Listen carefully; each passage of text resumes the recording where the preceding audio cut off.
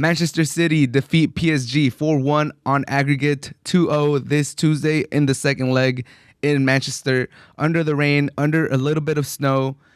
They show up, they show their class. Pep Guardiola, after 10 years, is back in the Champions League final, this time with Manchester City. He couldn't do it with Bayern. He had struggled to do it with City, but he finally gets there. He's finally back in the Champions League final. We'll see who he goes up against. Tomorrow's the game, Real Madrid versus Chelsea. But let's give our flowers to Manchester City. They thoroughly dominated PSG. They showed them who the real team is, how a team plays when they're really playing together, when there's a lot of chemistry, when they're all playing as one. PSG continue to look as a very individualistic team, a bunch of egos that just want to show out and have their name up in the banners. That's how I feel PSG is. And today it showed. They really couldn't. Had 0 shots on target. They didn't even have a shot on target the second half of the first leg. I believe I saw a tweet that said PSG did not have a shot on target since like the 20th minute of the first game. So it was just thorough domination by City. They deserve to go through.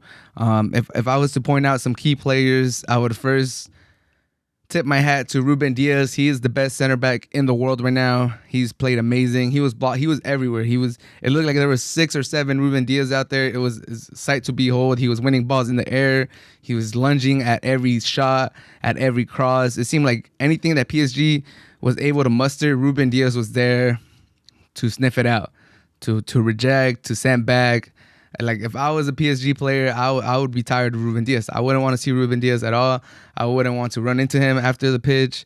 I wouldn't want to trade jerseys with him. I wouldn't want to see him in the tunnel. I am tired of seeing Ruben Diaz if I'm a PSG player. He was everywhere.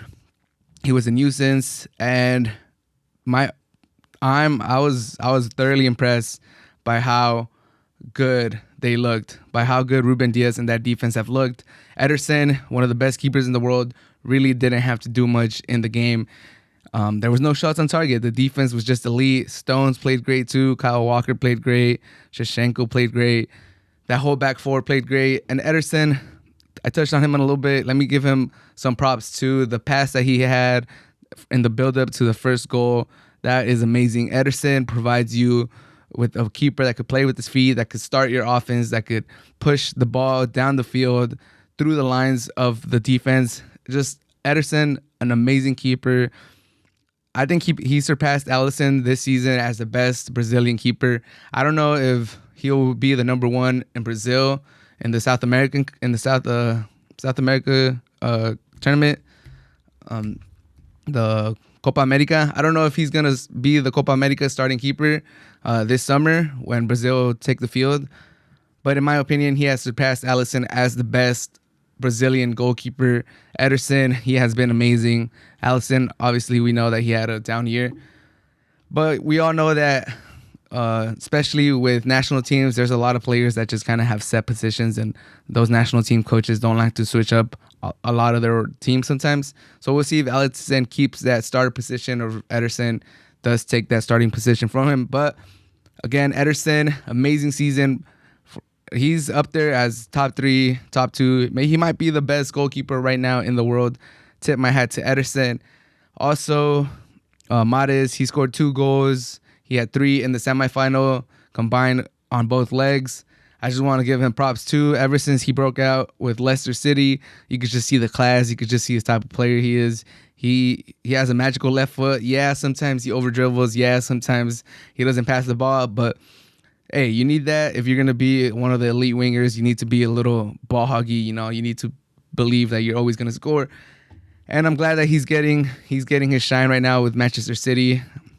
I would have loved him to stay with Leicester City and see what he could do with them, but I don't blame him going to City, and I'm very happy for him. I'm very happy how his career is going. I'm happy that he's in the final. I'm not the biggest Manchester City fan, but I am happy for Mahrez to get in the final. And Foden, another player that deserves his flowers. Another solid, great game. He assisted. He was everywhere. He looks super comfortable with the ball. He's a sight. He's just an amazing player to watch. He's so young. I'm glad that we got players coming through the ranks all over the world to be that next generation that's going to entertain us for years and years to come. Foden being one of them. I think he's leading the charge. He might be the best young player in the world right now, other than, your stars, Mbappe, and, all the other ones that Sancho, all the other young players, Haaland. Foden, he is amazing too. And he had another great game. Gundogan, he had another good game. Fernandinho, I think he had his birthday today. He turned 36 years old. Want to give him some props too.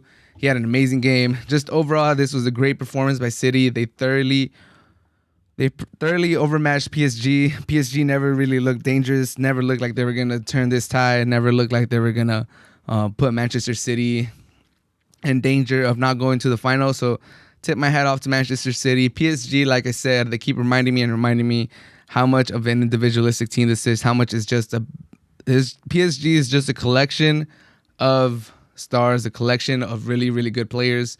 For everyone that was saying that this is like the oil derby, the oil money that went into Manchester City, the oil money that went into PSG. Everyone was saying that, but it's two different.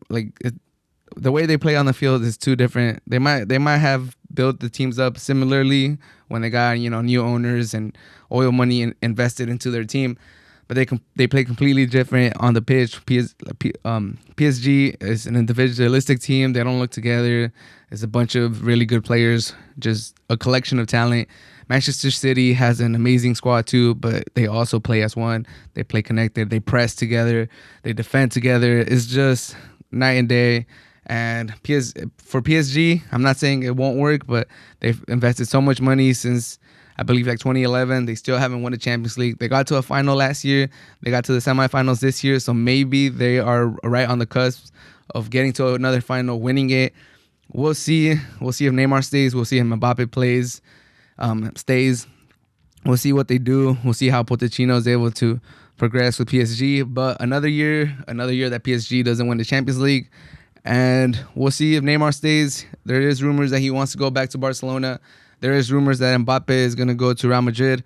We'll see what happens with this PSG team. But so far, I believe 10 years into their experiment, into this new generation of PSG with a lot of money to spend, over $1 billion spend, and no Champions Leagues trophies to bring home, to bring back to Paris, to bring back to France.